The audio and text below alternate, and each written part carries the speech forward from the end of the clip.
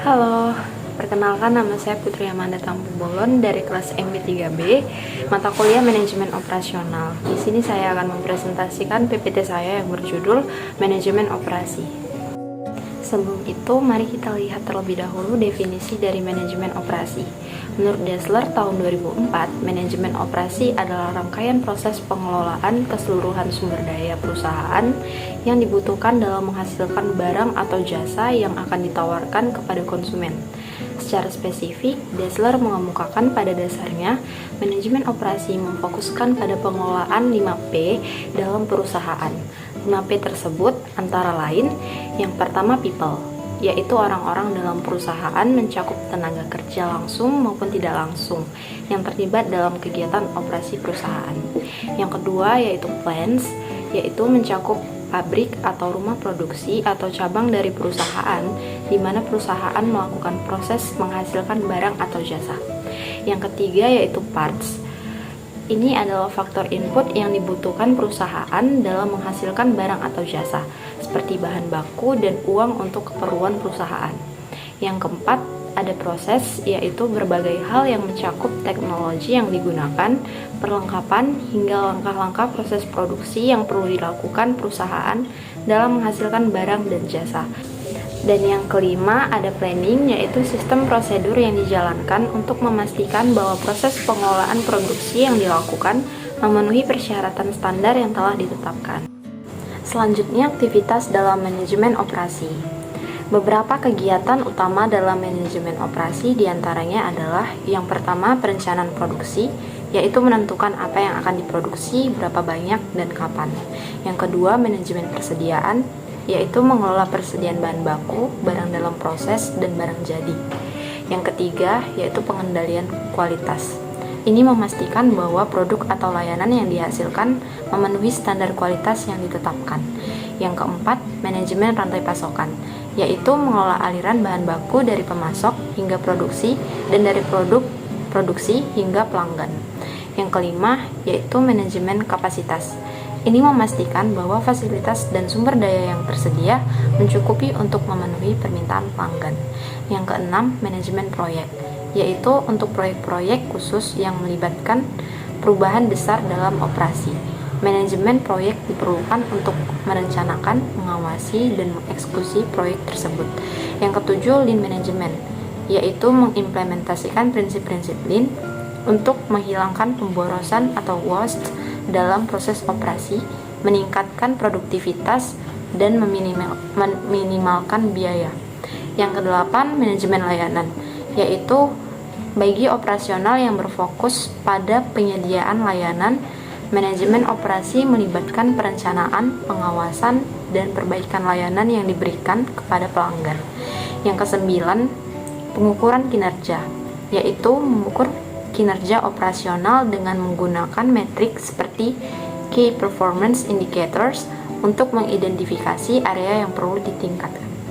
Yang ke-10, pengelolaan risiko, mengidentifikasi, mengevaluasi, dan mengelola risiko yang mungkin mempengaruhi operasi, termasuk risiko pasukan, risiko kualitas, dan risiko keamanan. Dan yang terakhir, pemeliharaan dan perawatan, yaitu memastikan bahwa fasilitas dan peralatan tetap dalam kondisi baik dengan perawatan yang terjadwal dan pemeliharaan yang diperlukan. Lalu ada keputusan strategi manajemen operasi. Ini mencakup berbagai aspek, diantaranya yang pertama desain produk dan proses, yaitu keputusan tentang desain produk yang akan diproduksi, termasuk fitur-fitur, material yang akan digunakan, dan teknologi yang akan digunakan. Yang kedua, kapasitas dan kapabilitas produksi, yaitu penentuan kapasitas produksi yang dibutuhkan untuk memenuhi permintaan pelanggan. Yang ketiga, manajemen rantai pasokan, yaitu keputusan tentang pemasok, kontraktor, dan mitra bisnis dalam rantai pasokan. Yang keempat, pengendalian kualitas, yaitu keputusan tentang metode pengendalian kualitas produk atau layanan. Yang kelima, perencanaan produksi, yaitu penentuan jadwal produksi dan alokasi sumber daya termasuk tenaga kerja, mesin, dan material. Yang keenam, teknologi dan inovasi, yaitu keputusan tentang adopsi teknologi baru dalam operasi. Yang ketujuh, pengelolaan biaya, yaitu keputusan tentang pengendalian biaya produksi dan operasional.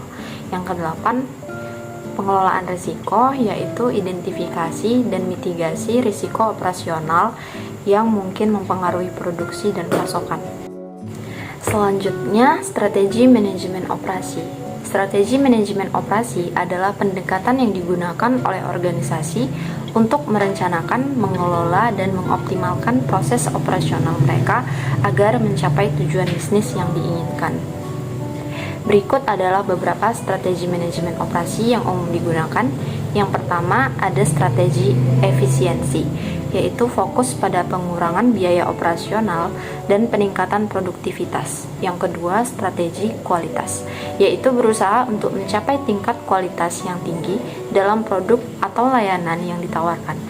Yang ketiga, strategi responsif, yaitu mengutamakan fleksibilitas dan kemampuan untuk merespons perubahan pasar atau permintaan pelanggan dengan cepat. Yang keempat, strategi inovasi, yaitu fokus pada pengembangan produk atau layanan baru yang dapat menghasilkan nilai tambah bagi pelanggan.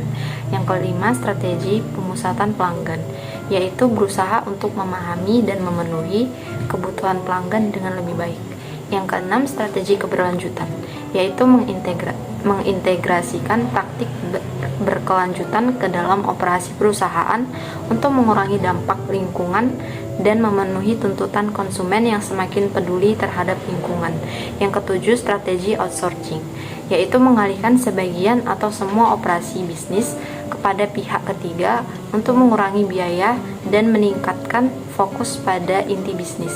Yang kedelapan, strategi aliansi dan kemitraan, yaitu mengembangkan kemitraan dengan perusahaan lain untuk memanfaatkan sumber daya bersama, teknologi, atau saluran distribusi yang lebih besar.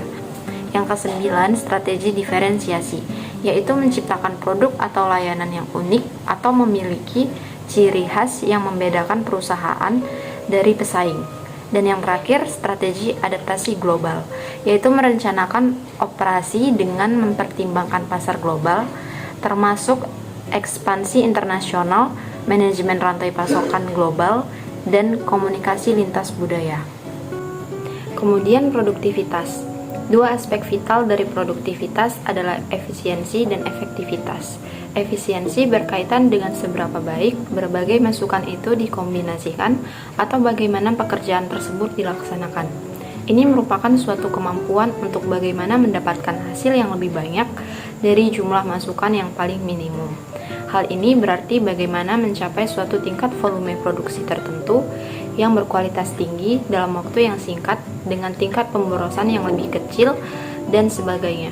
Sedangkan efektivitas berkaitan dengan apakah hasil-hasil yang diharapkan atau tingkat keluaran itu dicapai atau tidak.